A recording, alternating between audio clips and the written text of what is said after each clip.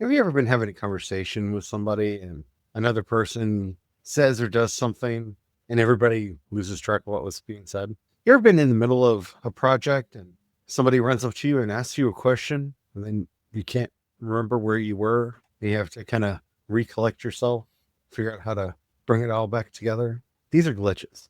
These are simple, easy, everyday examples of a glitch, something that just comes in and interrupts the system, just fritzes it out for a second.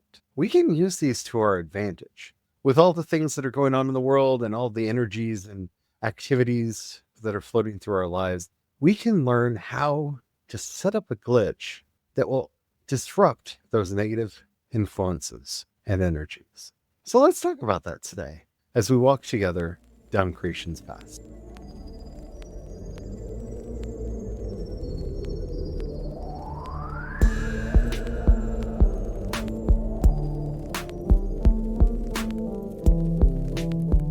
Hello, everyone. My name is Charlie. I am a Christopagan Druid and priest of Bridget.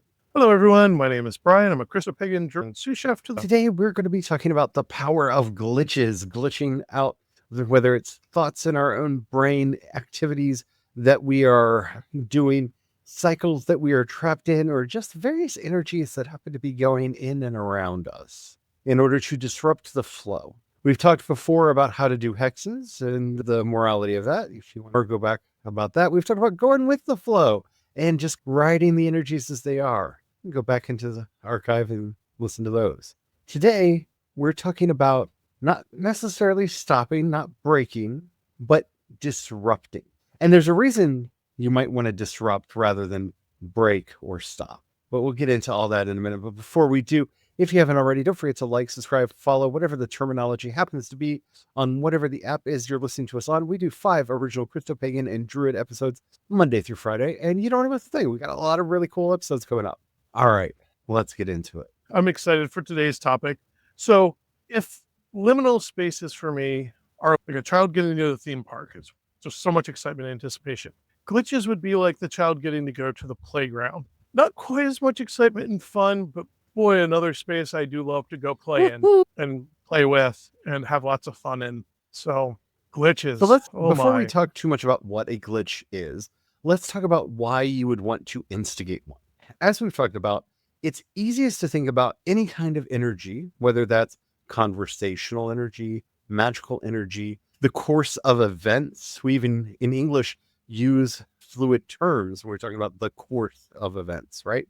Sometimes it's good to just ride the flow, see where it takes you, just kind of float on up and let the current take you where you need to go. Sometimes you want to put your arms out and redirect it so that it goes here, goes there, goes into all of the places that you want it to be. And sometimes you need to put a dam in and stop it, prevent it from going forward. But when you do that, you are shunting that energy off somewhere else. A glitch is an action that you take either physically, mentally, verbally, or magically that disrupts that flow and causes it to dissipate. I think the big subtle difference here is imagine yourself like, say you're chucked into a river, right? You have option 1, you go with the flow and you continue flowing in the direction the river is going to go. A lot of the other methods, you're going to obstruct or redirect the flow of that river, which means you're going to be sent in another direction intentionally. Whereas a glitch, you literally go, we're going to go ahead and spin the wheel on physics for a moment and whatever happens. So you're opening up the possibility that river could suddenly no longer be there. It goes right or left, where it backs up or suddenly flows up. I was about to say this is where you really use that Matrix analogy of there is no spoon, like there is no river. Yeah, you're literally just going, the normal process stops for that moment and it frees up the physics that are already in play, because physics dictates that an object at rest will stay at rest. So if it is flowing in a direction or going in a path that it's going on, it will want to stay naturally along that path unless an equal opposite force act. A glitch steps in and goes, nah, let's just let all of those rules go away for a moment, where it can go wherever it wants and has no drive in any direction. And this is why I use the very common example of you're in the middle of a conversation and there's a loud noise nearby. And suddenly everybody has forgotten what you're talking about, right? This is just a real world glitch. That flow of conversation, that energy of conversation is just broken, disrupted. Your train of thought is derailed, and you have to backtrack and rebuild up that momentum, rebuild that energy again. It just dissipates that all of that energy all at once. Another way to think about glitches is it's like throwing rocks into, you are causing it to slow down, you're causing turbulence, you're causing the wave to get broken up, you're doing things that are interrupting the course that the energy is wanting to flow in order to manipulate and change the outcome. Now, why would you want to do this? Because sometimes the energy is bad, and redirecting it is just shunting that bad energy towards something or someone else. And yeah, you can do that work if it's a energy that you're like, oh, my worst enemy should have this instead of me. You could try to set it up and turn it into a hex and try to redirect the energy in that direction. Perfectly valid way of doing the work. The issue is that takes a lot more planning, because you're now talking about, if you will, to continue this water analogy, you are trying to divert a river. So you're going to have to figure out what is the channel that's going to make it easiest for this energy to get to that person. How are you going to stop the forward flow on you and divert it to go the other way? Whereas with disruption, with this glitch that we're talking about, you're literally having a moment of, is there a flow? Like, you're causing this pause where the water is neither flowing nor not flowing. And so all of that momentum gets disrupted and it can just fade away. That might sound like this is some kind of a superpower, and it really is. If you've seen people that are really good at peacemaking, this is one of their most powerful gifts. People about to get into a fight, and they can come up and either say just the right joke at just the right time and diffuse the tension in the room. They can take some kind of decisive action and just break that moment and prevent the fight from happening. That is introducing a glitch into the system. It is disruptive of the momentum, whatever it happens to be. Now, a glitch can cause things to start flowing or stop flowing. It is simply a sheer, abrupt break in the momentum the energy is flowing. And thus, it can either flow out, it can entirely dissipate, something different will happen afterwards. So there are a lot of ways to accomplish this. We've talked a lot so far about these very practical ones of how this happens in conversation and in daily life. And I always like to start with those because they help you get grounded in what we're talking about. Because once you see how this works, because everything is energy and everything is magic. So when you start seeing how these normal daily activities, such as a conversation, can be disrupted, you get a sense of, oh, so it's like when your dog is barking and barking and barking and you snap your fingers just right, and the dog forgets what they're barking about. It's like doing that, but on a grander scale. Yes. Also, learning to do this is very helpful because, unlike the other kinds of magic that, like we were saying, requires planning, once you know how to glitch things, you can just glitch things. You just do it right in the moment. I was going to give a silly little example of, it's actually a social combat glitch or way of glitching some things that I use as a teaching moment. And it's a favorite maneuver that I just do quite often out in public because it cracks me up. And like I said, glitches are a playground for me. So when I'm out, sometimes I might forget where I'm at, or might be talking with a non-corporeal, and someone might notice and assume that I'm talking to myself. And so they will play socially, because when somebody publicly and loudly calls you out for talking to yourself, it is a social attack. They are doing that to gain social clout over you. There is no polite thing. The polite way of doing that is keeping it to themselves when they notice something like that, or talking privately to an individual about their mental health, maybe if that's actually a concern of theirs. I have yet to see somebody verbally and publicly, are you talking to yourself? Like that kind of tone where they frame it as a question. I've only ever seen that as a social attack.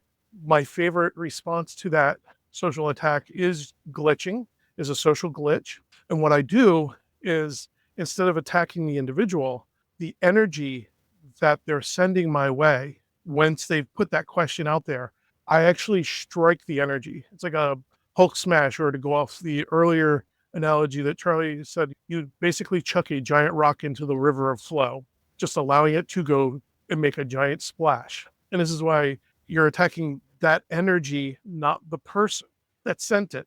And I will simply just as loudly to the room, even though it's assumed that question is addressed to the individual, it is announced for the entire room to hear when I go, "What, are you eavesdropping?" And it just smashes that energy and glitches their entire attack. Because now everybody that heard their words and heard my words have a social war in their head.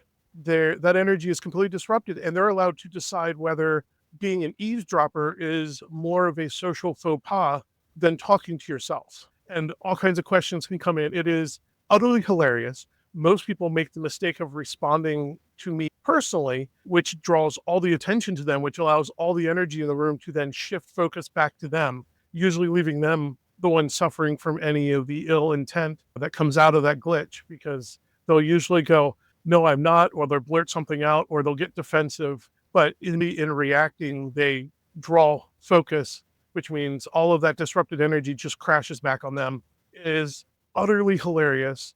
It's so fun to watch because people can't help but to suddenly go, especially if they're of that mindset, to call somebody out audibly and publicly for everyone to hear around that they're talking to themselves. They're also usually the same type of person that would be very scandalized if they were thought of as an eavesdropper or somebody butting into conversations they're not supposed to be into. And that is how it just glitches it. And like I said, it's not attack against that individual. I literally am attacking the energy socially by creating a giant social splash and chucking everything up into the air and letting it fall where it falls. And I have only once seen somebody just get quiet and walk away. And it was interesting because then some other people made comments and the energy got really weird in that moment. It's usually the person, like I said, gets scandalized and shifts all that social focus right back on themselves. And usually by then they're scandalized, they blush red and flee. What Brian is talking about here is the cousin to probably the most underutilized form of magic out there, which is instigation magic. Instigation magic is when you cause a thing. This is, again, easily seen through when you, say, provoke somebody to anger, provoke somebody to be quiet, provoke somebody to take action. You can provoke things and energies as well. This is a very powerful way to do a glitch if you are careful and mindful about it. It's also knowing where exactly your aim is. So if somebody or something is trying to make you afraid in a public arena, say, I don't know, a political figure that wants to be feared, don't attack the figure, instigate laughter in the crowd. This is where trolling becomes power and the way that you glitch the system that is being utilized against you. Power-hungry folk know one thing about themselves. They are inherently weak. Thus, they are projecting and cultivating all of the power that they can to project outward so that people will fear them and not find out exactly how weak they actually are. How do you glitch the system? The emperor has no clothes. You have to find a way to make the moment funny. Find a way to show the moment as ridiculous. Get people laughing. You can't be terrified and laughing at the same time. You can't be scared and laughing at the same time. You cannot be afraid and laughing at the same time. And you have the added benefit that certain kinds of trolling and mockery tend to be, how shall we say, contagious, viral maybe. So encouraging others to act in the same way glitches the system. The impact of what was supposed to be, ooh, scary, beware of my power and might, right? Think about everyone's favorite scene in the first Avengers movie. Loki is ranting and raving about how powerful and mighty he is. And Hulk just picks him up, smacks him around a couple times, and just says, puny God, and walks off. Yeah, that's whatever. That's glitching the system. A lot of Loki's power comes from people being afraid of him, being able to get people to see him as more powerful and or capable than he actually is, especially in that film. Yes, the Hulk is a very strong, powerful entity in his own right, but the actual diffusion is the break in that, oh yeah, whatever, puny God. That's the break in the system. A beautiful one of that is when Arto is sitting under the Bodhi tree and Mara is coming at him. He's the master of illusions, and he's trying to create all this fear and doubt and question in Siddhartha's mind. That doubt of who are you, and no one's here to even speak on your behalf. And the Buddha literally glitches the whole thing just by going, existence verifies that I am. The earth shall testify. The earth shall testify. He really reaches out, he goes, the earth shall testify. And it just glitches the whole thing. There was no, you're wrong. There was no confrontation like that. He doesn't sit there and try to resist or try to attack Mara. He literally just, the earth will testify. Even before that, he glitches everything out too, when all of the arrows and spears are being chucked at him by the great host that Mara and his daughters have brought to bear, and they fall like flowers all around the Buddha. The reality is glitched. Oh, thank you for the pretty flowers. I love the bouquet. It's so nice. Yeah. That is the power that we have in these moments. And it's learning to be a bit more quick-witted and learning how to just bring in that disruption. I remember one time when we were at the restaurant and a tornado was heading towards town. The sirens were going off. We had gotten everyone into the safe space in the restaurant, and one patron was not handling the fear well. He was ranting and raving about how everybody was going to die and just really making things worse for everybody else who was there. And I stood up and simply clapped my hands as loud as I could. Just one clap, as loud as I could. Just clap. And he shook for a second and looked at me. And I addressed him, addressed the situation, and was able to calm the situation down. The actual glitch was the clap. That snap, that moment that broke him out of the terror, out of the moment.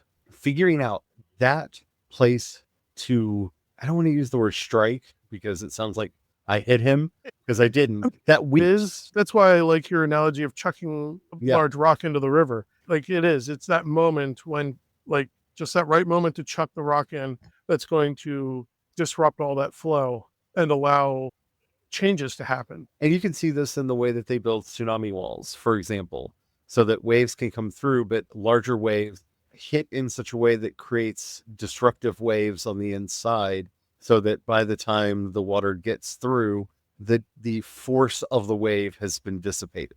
And there's some really good simulations on YouTube that you can watch where you can see various means and methods of doing that. But it's a really interesting way to think about how to deal with these issues, because it takes a lot more effort and force to stop something or even to redirect something than it does to dissipate it. So learning ways that you can successfully cause these kinds of glitches. Ringing a bell is a very good one, especially if you have a sanctified bell or singing bowl that you can use to just disrupt the flow in a space. It is a very good way to approach this.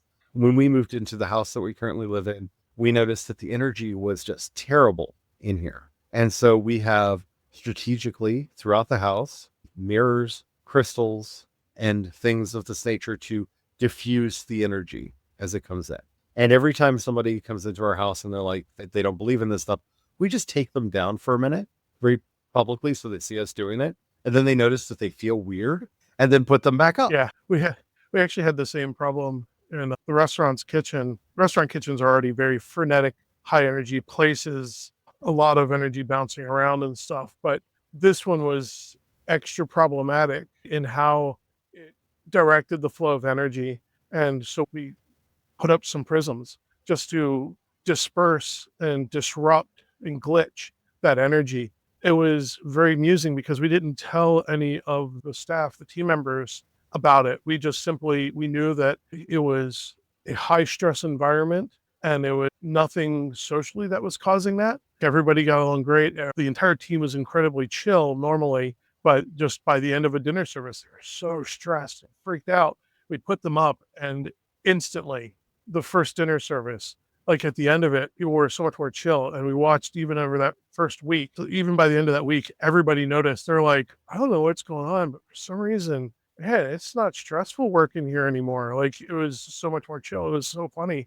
But yeah, we just needed to glitch it. and put some things into the environment to glitch that environment when it's an environmental issue. And there are a lot of different ways that you can do this, whether it's through the understanding of various principles of feng shui or what have you. There are a lot of methods for doing this kind of energy work, but understanding the difference between disruption and diversion is a tool that will help you out so much in life, especially given the current circumstances that we are in, because the world as it exists now, a lot of the problems that we're having are problems that require disruption.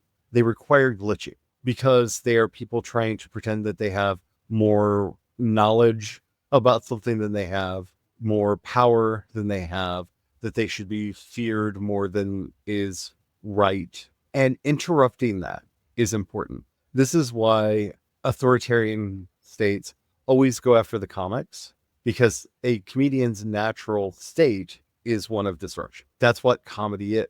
Comedy is often taking things that would be tragic or upsetting or weird in any other context and showing you the humor in them and getting you to laugh at them. And that is a powerful magic. And it's one that's very valuable in times like we're currently living in. And one last thing to think about when you're talking about breaking harmful cycles is look at the pattern of your own life, just your daily life. How are you going about it? Because you may find that you might need to use glitches to break yourself out of an unhealthy pattern. Say your pattern's not giving yourself enough sleep. You might need to glitch that so you can learn a new pattern to get healthy amounts of sleep back in your daily life. You might be going someplace you shouldn't. And yes, you can correct the behavior and then create a new habit over 28 days of practice. But sometimes you just have to glitch it to break that harm and to break that pattern. I think back when I quit smoking, I used glitching to actually successfully quit. And I glitched myself by doing a whole freedom thing. I won't go into too much detail on that, but I basically created a righteous indignation of freedom, the energy. I was literally able to break the shackles of that addiction and stop.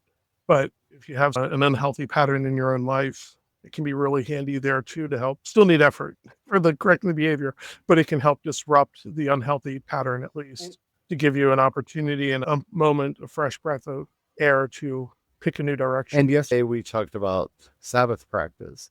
And if you're not noticing some similarities here, Sabbaths are a regular weekly glitch.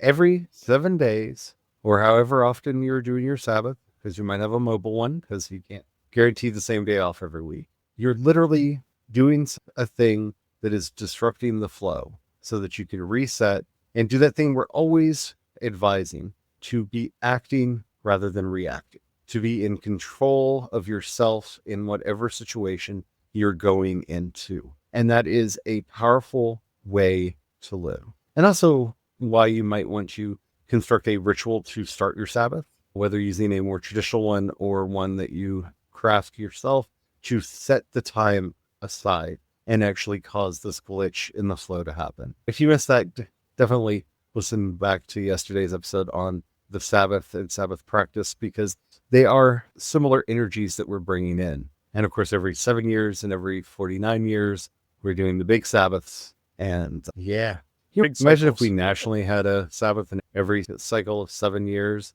we actually forgave all that. Because every time I hear these Christian nationalists talk about how we need to obey the law, the scriptures, I never hear them bring that one up. Debt forgiveness. You're also supposed to set all the captives free every 7 years. You never hear them bring that one up. I wonder why that is. So they're glitch to the prison industrial complex that would have happen if suddenly everyone had to rethink prison imprisonment, as in every 7 years they're set free no matter what. The pressure on reformation and everything else would be there. There's a lot of changes that need to happen there. So I would love to know your thoughts about this. If you would like to see a really powerful chaos magic glitch ritual, Ivy Corvus just put one up on her YouTube channel. That is a beautiful practice, if that is a style of magic that resonates with you, or if you don't know how chaos magic works and you've never seen it in action, she films the entire ritual and explains it to you as she's doing it. So you can get to see that. I'm a fan of chaos magic in a lot of ways, so it's something that if you're interested in, go check that out. You can find a lot of people talking about this subject lately, and I just thought it was something that would be good for us to bring up here. Glitches. Is this something you've thought about before? Is this something that you've seen in your life? Is this a term that you are going to adopt and try to start using more regularly? Is it a practice you're going to try to pick up? Let me know in the comments. If you're listening to us on YouTube, Spotify, or CreationsPaths.com, you leave a comment right there. If you're listening to us anywhere else, even if they say you can leave a comment, they won't let us know. So leave a comment there anyway, because engagement is magic. And then head over to CreationsPaths.com, click on chat, and you can leave a message there. We will see it and be able to get back to you. While you're there, if you happen to have a few dollars you can pass our way, we offer monthly and annual memberships. You can also support us on Patreon and Ko-fi. I am CE Dorset on both. You can also support us using the Cash App hashtag CreationsPaths. Thank you so very much to everyone who does that. Y'all mean the world to us.